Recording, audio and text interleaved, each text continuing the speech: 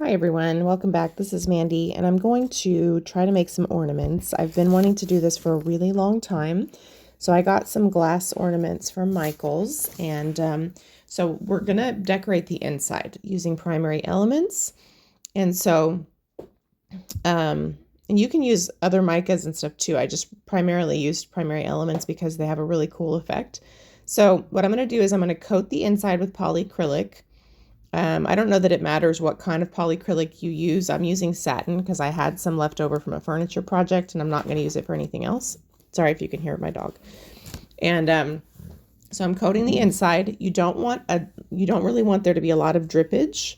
So you want to coat the inside and kind of drain the extra stuff out because you want a nice even coat, but you don't want it to run around in there. So I did this the night before and I had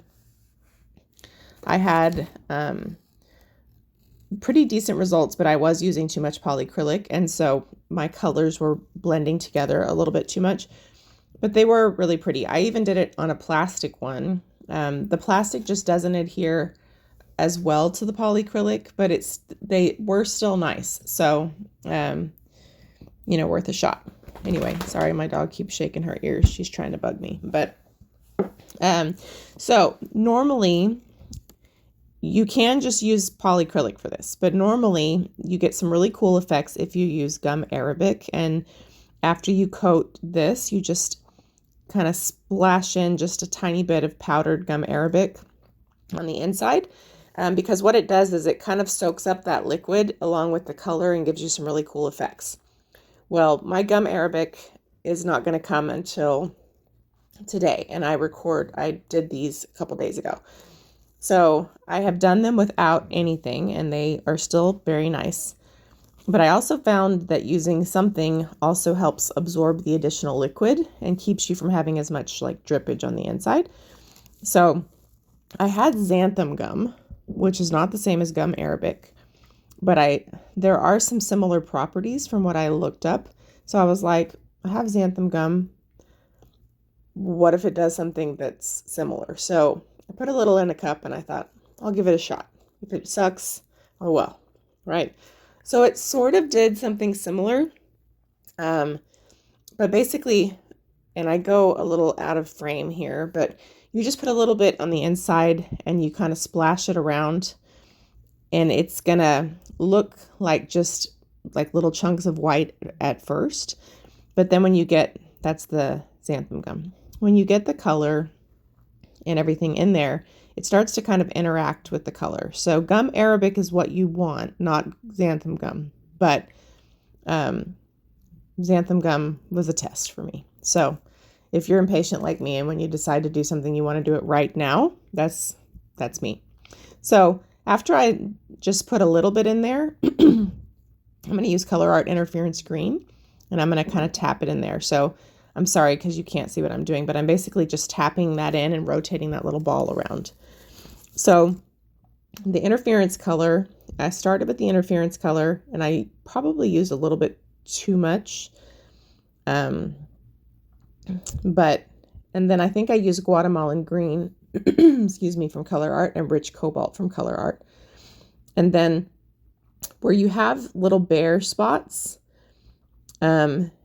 if you use a metallic mica, like a gold or whatever, you can dash a little bit in there and shake it around really good. And the metallic mica will stick sometimes even when you don't have any polyacrylic on the inside. So this is rich cobalt. So you can start to see, and this will continue to change all the way until probably the next day.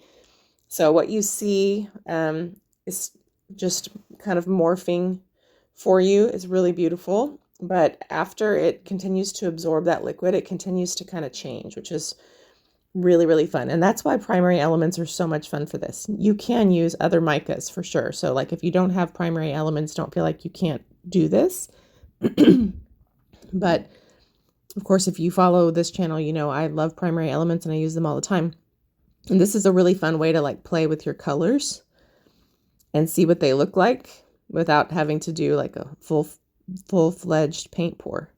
So this is Guatemalan green. So I'm putting some in there and then I'm kind of turning it around. At this point, I'm not being as intentional because I already have so much coverage, so I'm just kind of getting it in there. Guatemalan green is a beautiful color. So these turn out really beautiful, and then all you really have to do after they dry is put the thing back in, and voila. There's no finishing the top. I think they work best with glass. Just be careful that when you are tapping it, you're tapping it on the meaty part of your hand and being careful. This is a little bit sped up. I mean, this is a time-consuming process, but they're fun to do. They're just very therapeutic. So you can see there's some gaps where I don't have coverage, and I'm going to put a little gold in there. I did add a tiny drop of the polyacrylic back in because I noticed a couple spots of that xanthan gum weren't absorbing like I thought they should, but it takes time. So worst case scenario, even if they don't fully absorb, it just kind of looks like you put some white powder in there. So nobody knows that that's not what you meant. So after this, and I'm probably using way too much color, but after this, all I'm going to do is put a little bit of gold in, and then that's going to cover up any open spaces I have. And even the open spaces wouldn't look bad. And then I'm going to do another one where I don't start with the interference green. So I'm going to show you another one, but I'm going to speed it up. So after I get this one done, I'll give you a little close up, and then I'm going to speed it up and show you a couple of other ones. I will warn you, I have been making a bunch of these and I'm not done. This was such a great stress relief after having so much work to do for school and stuff, and I've wanted to make these for so long. And some of them may be Christmas gifts, but like whatever I don't give away, I'll probably throw up on my Etsy shop. I mean, all late because, after Christmas, who's going to buy ornaments? But you never know. They're so pretty. And I would totally buy those if they were in a package in the store. So, who knows? But I can't tell you how fun they are to make and how therapeutic it is. There's some gold.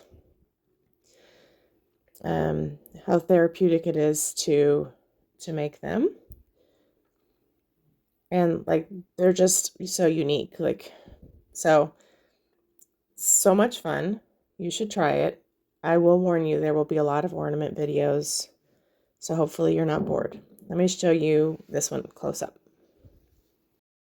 All right, so here's a little close up. I know the lighting isn't great right now, but here's just a little close up with the flash on. I have no idea how this xanthan gum is going to dry. I don't even know if you can use it in lieu of gum arabic, but I think it's pretty. There's my... So we're going to do another one with the same colors. And I'm not going to start with the interference green. I'm going to kind of include that later because I want to see what the effects of that xanthan gum are if I include it similar colors. I feel like I used too much interference up front and it kind of didn't leave as much room for color. So I'll be right back. Okay, so take two. I sped this up significantly to make this video not an hour. So polyacrylic, you know the drill. We're going to not start with the interference. So I'm going to still put a little bit of that xanthan gum in there. And again, gum arabic is what you want. Xanthan gum is an experiment. And I am going to do more of these videos because I'm going to make more. So I hope that you're not bored with them because it also helps me remember what colors I used if I ever wanted to do it on purpose again. So the first 4 ornaments I made, I didn't record. I was just playing around because I needed to art. You know what I mean? Okay, so we're going to use the same colors: Guatemalan green, rich cobalt, interference green, and gold. And then I'll show you the finished result. Now I have other ornaments I did this day that I will share with you in a future video, but if I were to put them all in this video, it would make this video too long. So But you guys have to let me know what you think in the comments if you enjoy this process. And I just find making these very therapeutic. So we're starting with the Guatemalan green. You can kind of see I'm a lot more in frame this time. So I was so enamored with what I was doing that I was not doing a good job with staying on camera. But look at that color, you guys. That color is just delicious. Also, I have a discount code for Colourarte in my description box. You can save 15% off of anything on the Colourarte website using Mandy1120. And Colourarte does sell Bind and Resist, which is gum arabic based. So just FYI, one-stop shop. I just failed to get some in advance of this little experiment. Now, I think I put the gum arabic in, or the xanthan gum in after that color. So I think I forgot. So you're supposed to put it in first, but I will say it still gave me some cool effects on this ornament, even though I added it after, because it still interacted. So, you know,